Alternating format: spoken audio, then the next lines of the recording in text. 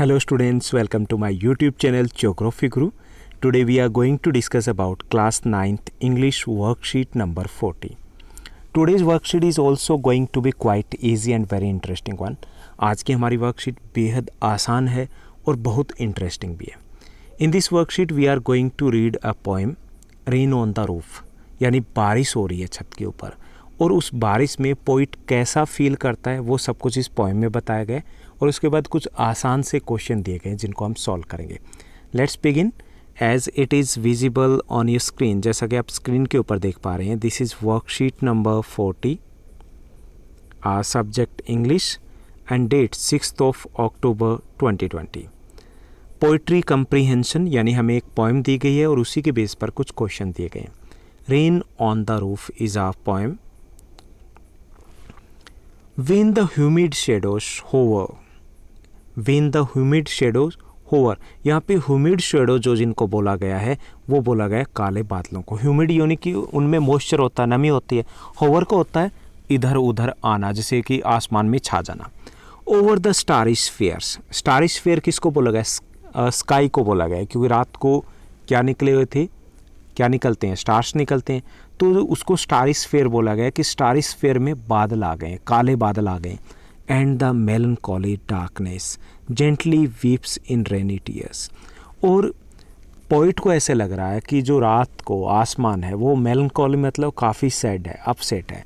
And gently weeps in rainy tears, और जो बारिश की बूंदें गिर रही है पोइट को ऐसा लग रहा है कि वो आंसू है स्काई के. What a bliss to press the pillow of a cottage chamber bed. Cottage chamber bed means यहाँ पे बेडरूम की बात कर रहे हैं कि वहाँ पर what a bliss to press the willow. उसे लग रहा है कि बारिश हो रही हो और उस वक्त अपने बेडरूम में सोना कितना अच्छा लगता है. And lie listening to the patter of the soft rain overhead. और बारिश की बूंदों को, पैटर मतलब जो आवाज़ आती है छत के ऊपर उसको पैटर बोलते हैं, तो उस आवाज़ को सुनना बेहद अच्छा लगता है. Every tinkle on the shingles. Tinkle होता है जो छोटी सी आवाज़ होती है, जब बूंद, बारिश की बूंद की एक हल्की सी आवाज़ होती है बेल की तरह, उसको टिंकल बोलते हैं. ऑन द शिंगल्स, शिंगल्स होता है छत के ऊपर, जैसे स्क्वायर या रेक्टेंगुलर जो लकड़ी का टुकड़ा होता है, तो उस पर जब बूंद गिरती है तो आवाज़ आती है, तो उसको शिंगल बोलते हैं जो लकड़ी का टुकड़ा है. Has an echo in the heart. और जो बारिश की बूंदें हैं उनकी आवाज़ आ रही है, रात के टाइम में बारिश हो रही है, अलग से गूंजती है दिल में.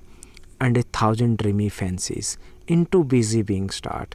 बिजी बीइंग मीन्स हमारे इंसानों की बात करें कि due to that rainfall in silence at the time of the night, कि रात को जो बारिश हो रही है उसके कारण उसके मन में कई सारी मेमोरीज आ रही है, पास्ट मेमोरीज आ रही है, कई सारी इमेजिनेशन आ रही है, कई सारी नए विचार आ रहे हैं उसके मन में.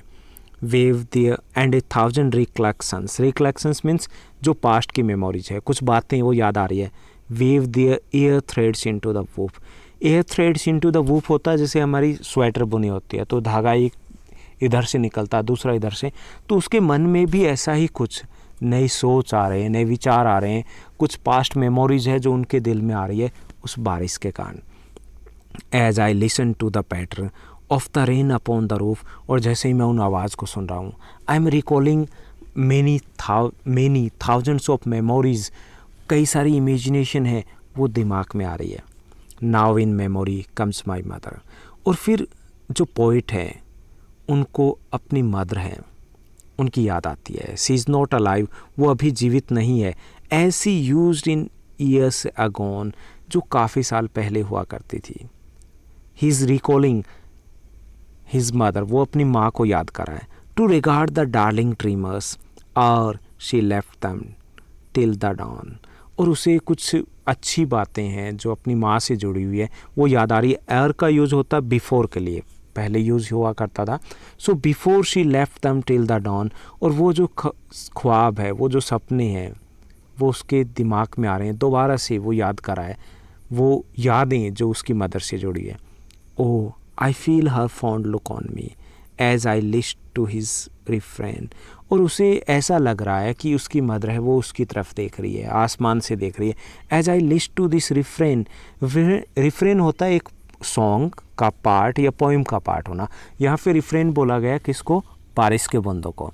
Which is played upon the shingles, जो बारिश की बूंदें जो छत के ऊपर गिर रही है by the patter of the rain, जो उसकी आवाज़ आ रही है उसके साथ वो अपनी माँ को याद कर रहा है, बहुत सारी और यादें हैं वो उसको आ रही है। सो ये पोइम है वो राइट की गई है, पोइट है इस पोइम के, दैट इज़ कोर्ट्स कीनी। तो चलिए हम क्वेश्चन आंसर देखते हैं। आसान से कुछ क्वेश्चन दिए गए, इनके आंसर मैंने नीचे रिटन में भी दिए गए, यहाँ पर आप आंसर्स हम डिस्कस करेंगे। फर्स्ट जो क्वेश्चन है, who is the poet of rain on the roof poem, इस पोइम के पोइट कौन है? तो पोइट इज़ कोर्ट्स कीनी।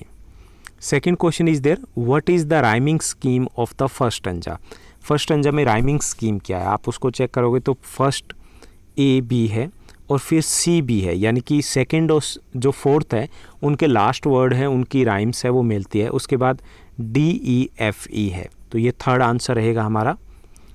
सी क्वेश्चन है, the poet is does the patter of the rain, listening to, वो सुन रहा है उसको, ओके। डी क्वेश्चन है, the sound of the rain brings thousands of to poet's mind, यानी कि दिमाग में क्या आ रहे हैं पोइट के, हज़ारों क्या आ रहे हैं, मेमोरीज, इमेजिनेशन दोनों आ रहे हैं। सो थर्ड आंसर रहेगा बोथ 1 and 2। ई जो क्वेश्चन दिया गया, the sound of the rain also reminds the poet of his, जो बारिश की बूंदें हैं उसकी जो आवाज़ है उससे पोइट को क्या याद आ रहा है, कौन याद आ रहा है? उसके आंट, मदर, सिस्टर, ब्रदर, तो आंसर रहेगा सेकंड, मदर याद आते हैं। एफ जो क्वेश्चन है, his mother looks at him, use an adverb है, with anger, fondly, carefully, with love, तो फॉन्डली, फॉन्ड वर्ड यूज़ किया गया तो उसको हमने एडवर्ब में यूज़ किया फॉन्डली। जी जो क्वेश्चन दिया गया, by the darling dreamers the poet is referring to the sleeping in the poem, darling dreamers है उसके लिए डे ड्रीमर्स वर्ड है वो यूज़ किया गया है, ओके। एच जो क्वेश्चन दिया गया, how do you feel when it rains, जब बारिश होती है तो आपको कैसा लगता है? तो वी फील हैप्पी, हमें अच्छा लगता है, ओके।